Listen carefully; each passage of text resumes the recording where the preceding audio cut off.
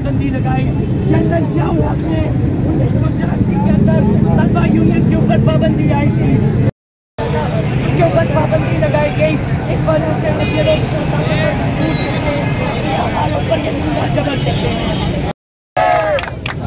जो चीज समझना बहुत जरूरी है वो ये है कि ये अपनी कर रहे हैं और हम लोग को ये किस तरीके से दबा के रख रहे हैं। उसकी क्या वजह है?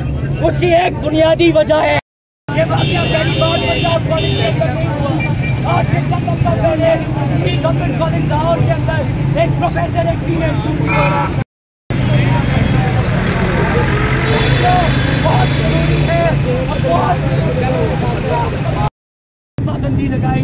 जनरल जियाउल हक ने 1984 के अंदर तलबा यूनियन के ऊपर पाबंदी आई थी, उसके ऊपर पाबंदी लगाई गई।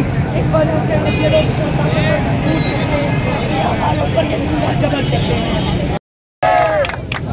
जो चीज समझना बहुत जरूरी है वो ये है कि ये अपनी कर रहे हैं और हम लोग को ये किस तरीके से दबा के रख रहे हैं। उसकी क्या वजह है? उसकी एक बुनियादी वजह है, ये वाकया पहली बार पंजाब कॉलेज के अंदर नहीं हुआ। आज से चंद अर्सा पहले गवर्नमेंट कॉलेज लाहौर के अंदर एक प्रोफेसर एक फीमेल स्टूडेंट हो रहा है।